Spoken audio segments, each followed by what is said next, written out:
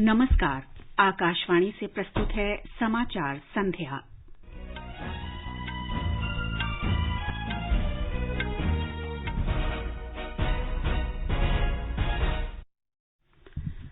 प्रधानमंत्री नरेंद्र मोदी ने आकाशवाणी से मन की बात कार्यक्रम में कुपोषण को खत्म करने के लिए देशवासियों से सितंबर में पोषण माह अभियान में शामिल होने का आग्रह किया। प्रधानमंत्री ने लोगों से मोटे अनाज के उपयोग के बारे में जागरूकता बढ़ाने के लिए मिलकर काम करने को कहा। श्री मोदी ने स्वतंत्रता दिवस पर देश की सामूहिक शक्ति को प्रदर्शित करते हुए हर घर तिरंगा अभियान में लोगों की भागीदारी की सराहना की। प्रधानमंत्री ने हरियाणा और गुजरात में मारुति सुजुकी के नए संयंत्रों की वर्चुअली आधारशिला रखी। कांग्रेस अध्यक्ष पद के लिए चुनाव 17 अक्टूबर को होगा। भारत और अमेरिका का संयुक्त विशेष बल अभ्यास हिमाचल प्रदेश के बकलोह में संपन्न। नोएडा में सुपरटेक के 40 मंजिला ट्विन टावरों को निर्माण कानूनों के उल्लंघन के कारण धराशायी किया गया। दुबई में एशिया कप क्रिकेट में पाकिस्तान के साथ मैच में भारत टॉस जीतकर पहले गेंदबाजी कर रहा है और इम्फाल में डुरंट कप फुटबॉल में ट्राउ एफसी ने आर्मी रेड को 2-1 से और मोहन बागान ने ईस्ट बंगाल को 1-0 से हराया।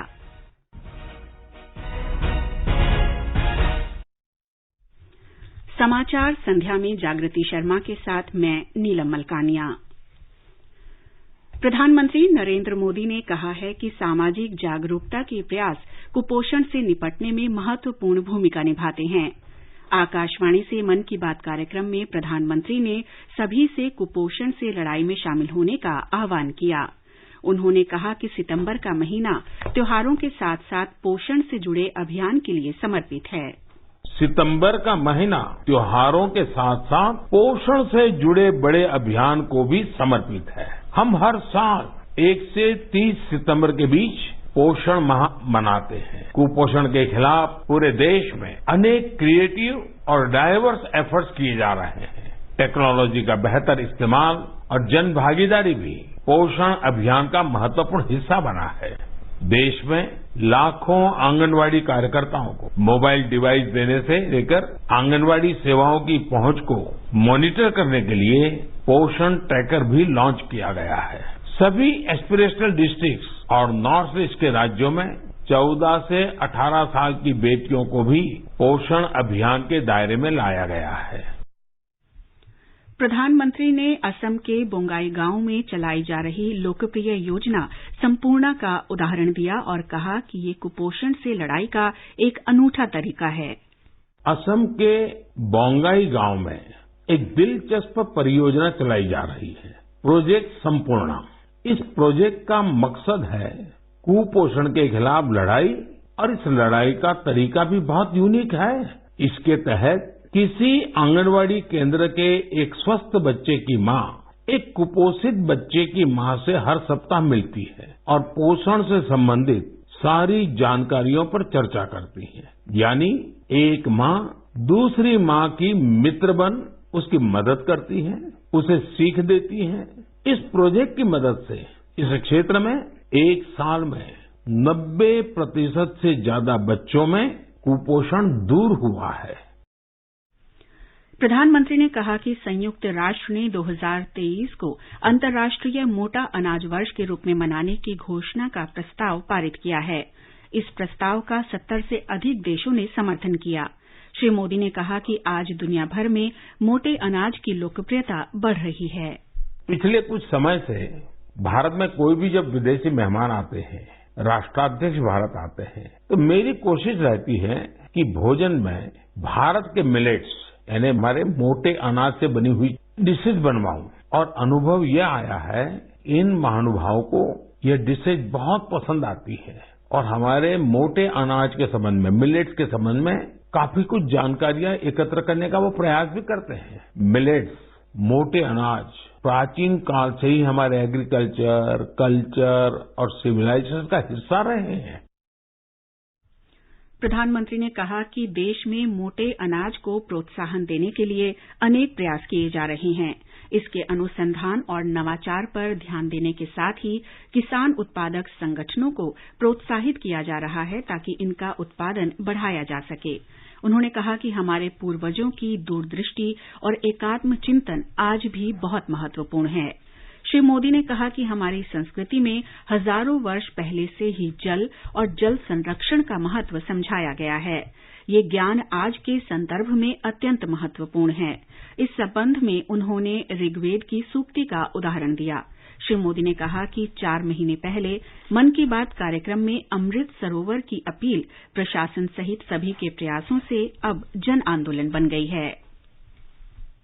प्रधानमंत्री ने कहा है कि आजादी के अमृत महोत्सव और स्वतंत्रता दिवस के विशेष अवसर पर देश ने सामूहिक शक्ति के दर्शन किए हैं। उन्होंने कहा कि इससे राष्ट्रीय चेतना की अनुभूति हुई है। हमारे पूरे देश में हर शहर, हर गांव में अमृत महोत्सव की अमृत धारा बह रही है। अमृत महोत्सव और स्वतंत्रता दिवस के इस विशेष अवसर पर हमने देश की सामूहिक शक्ति के दर्शन किए हैं। एक चेतना की अनुभूति हुई है। इतना बड़ा देश, इतनी विविधताएं, लेकिन जब बात तिरंगा फहराने की आई तो हर कोई एक ही भावना में बहता दिखाई दिया। तिरंगे के गौरव के प्रथम प्रहरी बनकर लोग खुद आगे आए। प्रधानमंत्री ने कहा कि दुनिया के विभिन्न देशों में भी अमृत महोत्सव के रंग दिखे। बोत्सवाना में वहां के रहने वाले स्थानीय सिंगर्स ने भारत की आजादी के 75 साल मनाने के लिए देशभक्ति के 75 गीत गाए। इसमें और भी खास बात ये है, ये 75 गीत हिंदी, पंजाबी, गुजराती, बांग्ला, असमिया, तमिल, तेलुगु, कन्नड़ा और संस्कृत जैसी भाषाओं में गाए गए। इसी तरह नामीबिया ने भारत नामीबिया के सांस्कृतिक पारंपरिक संबंधों पर विशेष स्टैम्प जारी किया है। श्री मोदी ने पर्वतों की चोटियों, राष्ट्र की सीमाओं और समुद्र में तिरंगा फहराए जाने पर सैनिकों की सराहना की। श्री मोदी ने कहा कि दूरदर्शन पर प्रसारित स्वराज धारावाहिक का भी उन्होंने उदाहरण दिया। ये आजादी के आंदोलन में हिस्सा लेने वाले अनसुने नायक नायिकाओं के प्रयासों से देश की युवा पीढ़ी को परिचित कराने की एक बेहतरीन पहल है। दूरदर्शन पर हर रविवार रात 9 बजे इसका प्रसारण होता है और मुझे बताया गया कि 75 सप्ताह तक चलने वाला है। मेरा आग्रह है कि आप समय निकालकर इसे खुद भी देखें और अपने घर के बच्चों को भी जरूर दिखाएं। और स्कूल कॉलेज के लोग तो इसको रिकॉर्डिंग करके जब सोमवार को स्कूल कॉलेज खुलते हैं तो विशेष कार्यक्रम की रचना भी कर सकते हैं। प्रधानमंत्री ने कहा कि स्वच्छता अभियान और कोविड टीकाकरण में भी देश की यही भावना देखने को मिली थी। अमृत महोत्सव में भी फिर से देशभक्ति का यही जज्बा देखने को मिल रहा है। उन्होंने हर घर तिरंगा अभियान के लिए लोगों के नए नए विचारों की सराहना की। लोगों ने तिरंगा अभियान के लिए अलग अलग इनोवेटिव आइडियाज भी निकाले, जैसे युवा साथी कृष्णिल अनिल जी ने। अनिल जी एक पजल आर्टिस्ट हैं और उन्होंने रिकॉर्ड समय में खूबसूरत तिरंगा मोज़ेक आर्ट तैयार की है। कर्नाटका के कोलार में लोगों ने 630 फीट लंबा और 205 फीट चौड़ा तिरंगा पकड़कर अनूठा दृश्य प्रस्तुत किया। असम में सरकारी कर्मियों ने दिधाली पुखरी वार मेमोरियल में तिरंगा फहराने के लिए अपने हाथों से 20 फीट का तिरंगा बनाया। प्रधानमंत्री ने कहा कि स्वतंत्रता दिवस पर अरुणाचल प्रदेश में सियांग जिले के जोरसिंग गांव से 4G इंटरनेट सेवा शुरू हुई। उन्होंने कहा कि इंटरनेट ने विद्यार्थियों के पढ़ने और सीखने के तरीके भी बदल दिए हैं। जोरसिंग गांव में इसी महीने स्वतंत्रता दिवस के दिन से 4G इंटरनेट की सेवाएं शुरू हो गई हैं। जैसे पहले कभी गांव में बिजली पहुंचने पर लोग खुश होते थे, अब नए भारत में वैसी ही खुशी 4G पहुंचने पर होती है। अरुणाचल और नॉर्थ ईस्ट के दूर सुदूर इलाकों में 4G के तौर पर एक नया सूर्योदय हुआ है। इंटरनेट कनेक्टिविटी एक नया सवेरा लेकर आई है।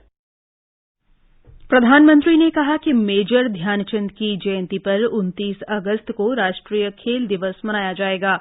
उन्होंने खिलाड़ियों से वैश्विक मंचों पर तिरंगे और देश की शान बढ़ाते रहने का आग्रह किया और कहा कि यही मेजर ध्यानचंद को सच्ची श्रद्धांजलि होगी। प्रधानमंत्री नरेंद्र मोदी ने कहा है कि देश में बड़ा बदलाव लाने के लिए इलेक्ट्रिक वाहन साइलेंट क्रांति कर रहे हैं। श्री मोदी ने भारत में मारुति सुजुकी की उपस्थिति के 40 वर्ष पूरे होने के अवसर पर गुजरात में गांधीनगर के महात्मा मंदिर में आयोजित एक समारोह में कहा कि सरकार देश में इलेक्ट्रिक वाहनों के निर्माण को बढ़ावा देने के लिए कई तरह की रियायतें दे रही है। जलवायु परिवर्तन से निपटने में इलेक्ट्रिक वाहनों की उपयोगिता पर जोर देते हुए प्रधानमंत्री ने 2030 तक स्थापित इलेक्ट्रिक क्षमता का 50% गैर जीवाश्म ईंधन से हासिल करने की भारत की प्रतिबद्धता दोहराई। श्री मोदी ने कहा कि मारुति सुजुकी की भारत में सफलता भारत और जापान के बीच व्यापक संबंधों का प्रतीक है। आज एक और गुजरात में इलेक्ट्रिक व्हीकल बैटरी के प्रोडक्शन के लिए एम्बिशियस प्लांट का शिलान्यास हो रहा है, तो साथ ही हरियाणा में नई कार मैन्युफैक्चरिंग फैसिलिटी की शुरुआत भी हो रही है। मैं मानता हूं ये विस्तार सुजुकी के लिए भविष्य की अपार संभावनाओं का आधार बनेगा। साथियों, मारुति सुजुकी सफलता भारत जापान की मजबूत पार्टनरशिप का भी प्रतीक है। बीते 8 वर्षों में तो हम दोनों देशों के बीच ये रिश्ते नई ऊंचाइयां तक गए हैं। आज गुजरात महाराष्ट्र में बुलेट ट्रेन से लेकर उत्तर प्रदेश में बनारस के रुद्राक्ष सेंटर तक विकास की कितनी ही परियोजनाएं भारत जापान दोस्ती का उदाहरण है। प्रधानमंत्री ने गुजरात के हसलपुर में इलेक्ट्रिक वाहन बैटरी निर्माण संयंत्र और हरियाणा के खरखौदा में वाहन निर्माण संयंत्र की वर्चुअली आधारशिला भी रखी। सुजुकी ग्रुप के टी सुजुकी ने कहा कि भारत सुजुकी के लिए सबसे बड़े बाजारों में से एक है। दुनिया भर में सुजुकी समूह द्वारा निर्मित वाहनों में से 60% भारत में बने होते हैं। प्रधानमंत्री नरेंद्र मोदी ने कहा है कि स्मृति वन की स्थापना 2001 के भूकंप में जान गंवाने वालों के प्रति श्रद्धांजलि है। साथ ही ये कच्छ के लोगों के जुझारू जज्बे को भी नमन है। कच्छ में भारत के पहले भूकंप स्मारक स्मृति वन को देश को समर्पित करने के बाद एक जनसभा में श्री मोदी ने कहा कि इस स्मारक में कच्छ की पीड़ा परिलक्षित होती है। इसमें विनाशकारी भूकंप में जान गंवाने वाले 12,000 से अधिक लोगों के नाम उकेरे गए हैं। स्मृति वन को भुजियो पहाड़ी के ऊपर 175 एकड़ क्षेत्र में 375 करोड़ रुपए की लागत से विकसित किया गया है।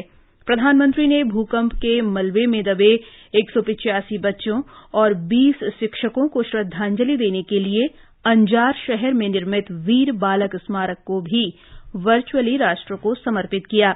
प्रधानमंत्री ने कहा कि ये स्मारक अनेक परिवारों की स्मृतियों से जुड़े हुए हैं।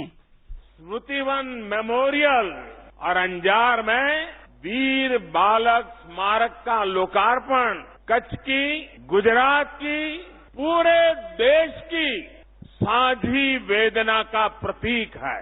इनके निर्माण में सिर्फ पसीना ही नहीं बल्कि कितने ही परिवारों के आंसुओं ने भी इसके ईंट पत्थरों को सींचा है। मुझे याद है कि अंजार में बच्चों के परिजनों ने बाल स्मारक बनाने का विचार रखा था। तब हम सभी ने ये तय किया था कि कार सेवा से इसको पूरा करेंगे। जो प्रण हमने लिया था वो आज पूरा हो गया। श्री मोदी ने 4,000 करोड़ रुपए से अधिक की लागत वाली विभिन्न परियोजनाओं का भी उद्घाटन किया। गृह और सहकारिता मंत्री अमित शाह ने कहा है कि भारत भविष्य में फोरेंसिक विज्ञान के क्षेत्र में अनुसंधान का केंद्र बनेगा। उन्होंने कहा कि सरकार 6 वर्ष से अधिक की सजा वाले अपराधों के लिए फोरेंसिक जांच को अनिवार्य बनाने की योजना बना रही है। गांधीनगर में राष्ट्रीय फोरेंसिक विज्ञान विश्वविद्यालय में उन्होंने कहा कि सरकार सदियों पुरानी भारतीय दंड संहिता, आपराधिक दंड प्रक्रिया संहिता और साक्ष्य अधिनियम को संशोधित करके फोरेंसिक जांच को कानूनी बनाने की दिशा में कार्य कर रही है। श्री शाह ने कहा कि फोरेंसिक जांच कानूनी और अनिवार्य होने के बाद गंभीर अपराधों में दोषी ठहराने की दर बढ़ जाएगी। ये समाचार हमारी वेबसाइट newsonair.com/hindi और हमारे mobile app news on AIR पर भी उपलब्ध हैं।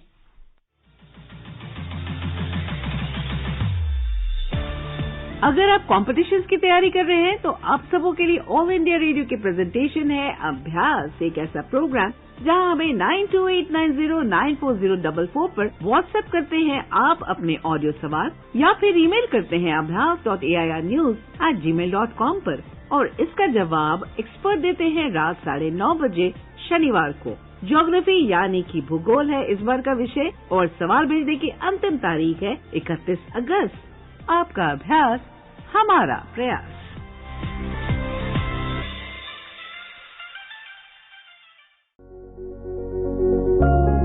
क्या आप वरिष्ठ नागरिक हैं? क्या आपके मन में सेहत, आर्थिक, सामाजिक या भावनात्मक मुद्दों से जुड़ा कोई सवाल है? आकाशवाणी आपके लिए लेकर आया है कार्यक्रम एक कदम और बुजुर्गों के लिए, हर रविवार रात 9:30 बजे FM गोल्ड पर। रविवार 28 अगस्त FM गोल्ड पर रात 9:30 बजे प्रसारित होने वाले हमारे कार्यक्रम का विषय है बुजुर्ग और पेंशन। आप अपने सवाल हमें व्हाट्सएप नंबर 9289094044 पर भेज सकते हैं।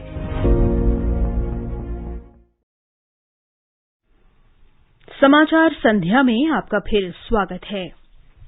आगे बढ़ने से पहले मुख्य समाचारों पर एक नजर। प्रधानमंत्री नरेंद्र मोदी ने आकाशवाणी से मन की बात कार्यक्रम में कुपोषण को खत्म करने के लिए देशवासियों से सितंबर में पोषण माह अभियान में शामिल होने का आग्रह किया। प्रधानमंत्री ने लोगों से मोटे अनाज के उपयोग के बारे में जागरूकता बढ़ाने के लिए मिलकर काम करने को कहा। श्री मोदी ने स्वतंत्रता दिवस पर देश की सामूहिक शक्ति को प्रदर्शित करते हुए हर घर तिरंगा अभियान में लोगों की भागीदारी की सराहना की। प्रधानमंत्री ने हरियाणा और गुजरात में मारुति सुजुकी के नए संयंत्रों की वर्चुअली आधारशिला रखी। कांग्रेस अध्यक्ष पद के लिए चुनाव 17 अक्टूबर को होगा। भारत और अमेरिका का संयुक्त विशेष बल अभ्यास हिमाचल प्रदेश के बकलोह में संपन्न। नोएडा में सुपरटेक के 40 मंजिला ट्विन टावरों को निर्माण कानूनों के उल्लंघन के कारण धराशायी किया गया। दुबई में एशिया कप क्रिकेट में पाकिस्तान के साथ मैच में भारत टॉस जीतकर पहले गेंदबाजी कर रहा है और इम्फाल में डूरंड कप फुटबॉल में ट्राउ एफसी ने आर्मी रेड को 2-1 से तथा मोहन बागान ने ईस्ट बंगाल को 1-0 से हराया। रक्षा मंत्री राजनाथ सिंह ने रणनीतिक रूप से महत्वपूर्ण 780 लाइन रिप्लेसमेंट इकाइयों, उप प्रणालियों और घटकों की तीसरी स्वदेशीकरण सूची को मंजूरी दे दी है। पिछले वर्ष दिसंबर और इस वर्ष मार्च में भी ऐसी 2 सूची जारी की गई थी। इन सूचियों में 2500 वस्तुएं हैं जो पहले से ही स्वदेशी हैं। 458 वस्तुओं को तय समय सीमा के भीतर देश में तैयार किया जाएगा। इन लाइन रिप्लेसमेंट यूनिटों, उप प्रणालियों और घटकों के स्वदेशी विकास से अर्थव्यवस्था को मजबूती मिलेगी और सार्वजनिक क्षेत्र के रक्षा उपक्रमों की आयात पर निर्भरता कम होगी।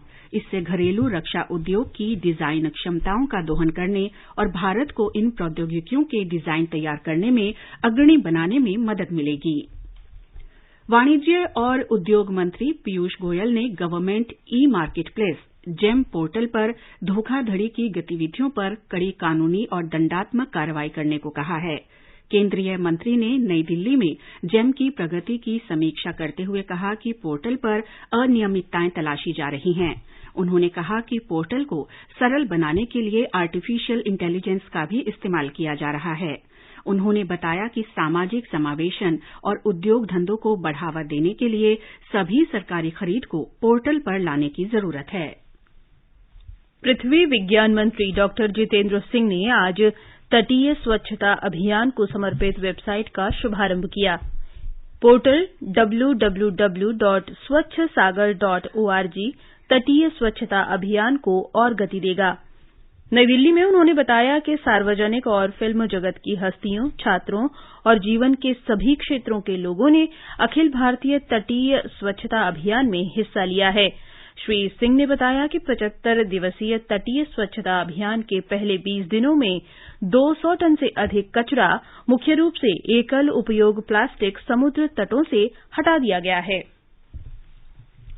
कांग्रेस अध्यक्ष पद का चुनाव इस वर्ष 17 अक्टूबर को होगा। 19 अक्टूबर को मतगणना की जाएगी और उसी दिन परिणाम घोषित किया जाएगा। ये फैसला आज नई दिल्ली में पार्टी की सर्वोच्च निर्णायक इकाई कांग्रेस कार्यकारिणी समिति की बैठक में लिया गया। पार्टी के केंद्रीय चुनाव प्राधिकरण के अध्यक्ष मधुसूदन मिस्त्री ने बताया कि चुनाव के लिए अधिसूचना 22 सितंबर को जारी की जाएगी। उम्मीदवार 24 से 30 सितंबर तक नामांकन दाखिल कर सकते हैं। 1 अक्टूबर को नामांकन पत्रों की जांच की जाएगी। 8 अक्टूबर तक नाम वापस लिए जा सकते हैं। यदि एक से अधिक उम्मीदवार खड़े होते हैं तो 17 अक्टूबर को चुनाव करवाया जाएगा। भारत अमेरिका संयुक्त विशेष बल अभ्यास वज्र प्रहार आज हिमाचल प्रदेश के बकलोह में संपन्न हो गया। रक्षा मंत्रालय ने कहा है कि मौजूदा वैश्विक परिस्थितियों के संदर्भ में दोनों देशों में उभर रही सुरक्षा चुनौतियों को देखते हुए अमेरिका के विशेष बलों के साथ अभ्यास करना महत्वपूर्ण है। इस संयुक्त सैन्य अभ्यास से दोनों देशों के विशेष बलों के बीच परंपरागत मैत्रीपूर्ण संबंधों को और मजबूती मिली है। वार्षिक रूप से होने वाला ये अभ्यास प्रतिवर्ष बारी बारी से भारत और अमेरिका में होता है। दोनों देशों के विशेष बलों को 21 दिन तक चलने वाले संयुक्त अभ्यास में संयुक्त राष्ट्र के चार्टर के अंतर्गत हवाई अभियान, विशेष अभियान और आतंकवाद के खिलाफ अभियान चलाने का अवसर उपलब्ध होता है।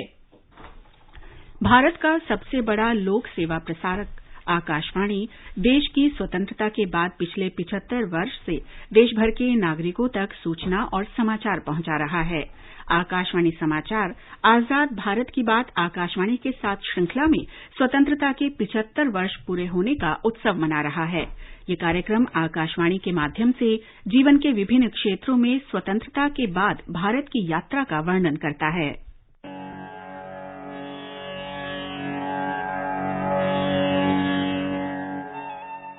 आजाद भारत की बात आकाशवाणी के साथ की आज की कड़ी में वर्ष 2019 में हुए बालाकोट एयर स्ट्राइक के बारे में हम जानकारी दे रहे हैं। बालाकोट एयर स्ट्राइक पाकिस्तान में भारत पाकिस्तान युद्ध के बाद पाकिस्तान स्थित आतंकवादियों द्वारा पुलवामा आतंकी हमले की जवाबी कार्रवाई के बदले में किया गया पहला हवाई हमला था। पुलवामा हमला 14 फरवरी 2019 को हुआ था। इस हमले में जम्मू श्रीनगर राष्ट्रीय राजमार्ग पर केंद्रीय रिजर्व पुलिस बल के वाहनों के काफिले पर जम्मू कश्मीर के पुलवामा जिले के लेथपुरा इलाके में एक वाहन सवार आत्मघाती आतंकी ने हमला किया था। इस हमले में केंद्रीय रिजर्व पुलिस बल के 40 जवान बलिदान हो गए थे। हमले की जिम्मेदारी पाकिस्तान स्थित आतंकी समूह जैश ए मोहम्मद ने ली थी। प्रधानमंत्री नरेंद्र मोदी ने इस हमले की कड़ी निंदा की और पीड़ितों तथा उनके परिजनों के साथ एकजुटता व्यक्त की। मैं आतंकी संगठनों को और उनके सरपरस्तों को कहना चाहता हूं कि वे बहुत बड़ी गलती कर चुके हैं। बहुत बड़ी कीमत उनको चुकानी पड़ेगी। मैं देश को भरोसा देता हूं कि हमले के पीछे जो ताकतें हैं, इस हमले के पीछे जो भी गुनहगार हैं, उन्हें उनके किए की सजा अवश्य मिलेगी। हमले के जवाब में 26 फरवरी को भारतीय वायुसेना ने पाकिस्तान के खैबर पख्तूनख्वा प्रांत में स्थित बालाकोट में जैश ए मोहम्मद आतंकी संगठन के शिविर पर हमला किया। भारतीय वायुसेना के 12 मिराज 2000 लड़ाकू विमानों ने पाकिस्तान के बालाकोट में नियंत्रण रेखा के पार हवाई हमले किए और जैश ए मोहम्मद के एक बड़े आतंकवादी शिविर को नष्ट कर दिया। इस एयर स्ट्राइक में बड़ी संख्या में आतंकवादी भी मारे गए थे। एयर स्ट्राइक के बाद एक संयुक्त प्रेस वार्ता को संबोधित करते हुए air vice marshal RGK Kapoor ने कहा कि पाकिस्तान के बालाकोट में जैश ए मोहम्मद के आतंकी शिविर पर उसके हवाई हमले सफल रहे और लड़ाकू विमान सटीक निशाना लगाकर लक्ष्यों को नष्ट करने में कामयाब रहे। There is fairly credible evidence with us which proves that there was damage to the camps. The weapons hit the intended target and they caused the damage that was intended. सेना के मेजर जनरल सुरेंद्र सिंह महल ने कहा कि हमारी लड़ाई आतंकवाद से है। उन्होंने कहा कि जब तक पाकिस्तान आतंकवाद का समर्थन करना बंद नहीं करता, हम उसके सभी आतंकी शिविरों और प्रशिक्षण केंद्रों को निशाना बनाने के लिए तैयार हैं। हमारा लड़ाई जो है टेररिज्म के साथ है, तो जब तक पाकिस्तान इसको इस तरह से सपोर्ट करता रहेगा, हम उनके जितने भी टेररिस्ट कैंप और जितने भी उसके ट्रेनिंग एरियाज हैं, उनको हम टारगेट करने के लिए तैयार हैं। हालांकि 14 फरवरी के बाद सीज फायर वायलेशंस काफी बढ़ गई है और पिछले 2 दिनों में कम से कम 35 सीज फायर वायलेशंस हुए हैं, लेकिन हम जो है उसका हूबहू उसी प्रकार से का जवाब दे रहे हैं। भारतीय नौसेना के रियर एडमिरल डीएस गुजराल ने कहा कि भारतीय नौसेना पाकिस्तान के किसी भी दुस्साहस का जवाब देने और दृढ़ कार्रवाई के लिए पूरी तरह तैयार है। हम अपने नागरिकों की सुरक्षा और संरक्षा सुनिश्चित करना चाहते हैं। The Indian Navy is deployed in a high state of readiness and remains poised in all 3 dimensions, on surface, undersea and in air, to deter, prevent and defeat any misadventure by Pakistan in the maritime domain.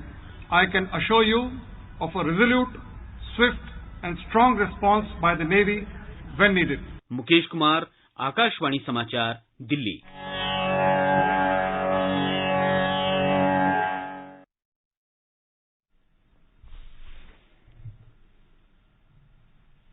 Uttar Pradesh के गौतम बुद्ध नगर जिले के नोएडा में Supertech के 40 मंजिला twin tower को आज दिन में 2:30 बजे ढा दिया गया। उच्चतम न्यायालय के निर्देश का पालन करते हुए टावरों को विस्फोटकों से उड़ा दिया गया। 100 मीटर ऊंचे टावर्स को गिराने के लिए 3500 किलोग्राम से अधिक विस्फोटकों का प्रयोग किया गया। इस बीच क्षेत्र में गैस आपूर्ति बहाल कर दी गई है। नोएडा की मुख्य कार्यकारी अधिकारी रितु माहेश्वरी ने बताया कि क्षेत्र बिजली आपूर्ति की बहाली के लिए पूरी तरह से तैयार है। बिजली आपूर्ति करने वाली तारों में कोई नुकसान नहीं देखा गया है।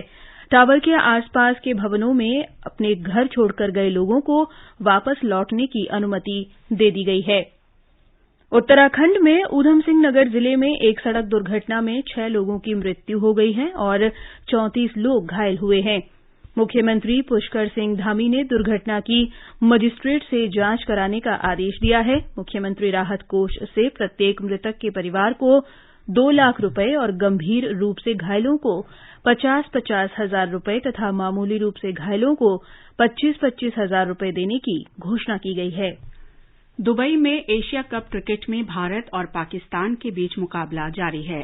ताजा समाचार मिलने तक पाकिस्तान ने 10 ओवर में 2 विकेट पर 68 रन बना लिए हैं। भारत ने टॉस जीतकर पहले गेंदबाजी करने का फैसला किया। विराट कोहली आज 100वां T20 अंतर्राष्ट्रीय मैच खेल रहे हैं। कोहली क्रिकेट के तीनों प्रारूपों में 100 मैच खेलने वाले पहले भारतीय खिलाड़ी बन गए हैं। डूरंड कप फुटबॉल के ग्रुप सी के मैच में इम्फाल में ट्राउ एफसी ने आर्मी रेड को 2-1 से हरा दिया है। एक अन्य मैच में ग्रुप बी में कोलकाता में एटीके मोहन बागान ने एफसी ईस्ट बंगाल को 1-0 से पराजित किया। और अब एक नजर कल के मौसम पूर्वानुमान पर। दिल्ली, मुंबई और कोलकाता में बादल छाए रहने और वर्षा की संभावना है। चेन्नई में आंधी और बारिश के आसार हैं। श्रीनगर, जम्मू, मुजफ्फराबाद और गिलगित में गरज के साथ बारिश हो सकती है। लेह में आसमान साफ रहेगा। पूर्वोत्तर में गुवाहाटी, इम्फाल, आइजॉल, शिलंग, गंगटोक, कोहिमा और ईटानगर में बादल छाए रहने और बारिश के आसार हैं। अंत में मुख्य समाचार एक बार फिर। प्रधानमंत्री नरेंद्र मोदी ने आकाशवाणी से मन की बात कार्यक्रम में कुपोषण को खत्म करने के लिए देशवासियों से सितंबर में पोषण माह अभियान में शामिल होने का आग्रह किया। प्रधानमंत्री ने लोगों से मोटे अनाज के उपयोग के बारे में जागरूकता बढ़ाने के लिए मिलकर काम करने को कहा। श्री मोदी ने स्वतंत्रता दिवस पर देश की सामूहिक शक्ति को प्रदर्शित करते हुए हर घर तिरंगा अभियान में लोगों की भागीदारी की सराहना की। प्रधानमंत्री ने हरियाणा और गुजरात में मारुति सुजुकी के नए संयंत्रों की वर्चुअली आधारशिला रखी। कांग्रेस अध्यक्ष पद के लिए चुनाव 17 अक्टूबर को होगा। भारत और अमेरिका का संयुक्त विशेष बल अभ्यास हिमाचल प्रदेश के बकलोह में संपन्न। नोएडा में सुपरटेक के 40 मंजिला ट्विन टावरों को निर्माण कानूनों के उल्लंघन के कारण धराशायी किया गया। दुबई में एशिया कप क्रिकेट में पाकिस्तान के साथ मैच में भारत टॉस जीतकर पहले गेंदबाजी कर रहा है और इम्फाल में डुरंड कप फुटबॉल में ट्राउ एफसी ने आर्मी रेड को 2-1 से तथा मोहन बागान ने ईस्ट बंगाल को 1-0 से पराजित किया। इसके साथ ही समाचार संध्या का ये अंक समाप्त हुआ। नमस्कार।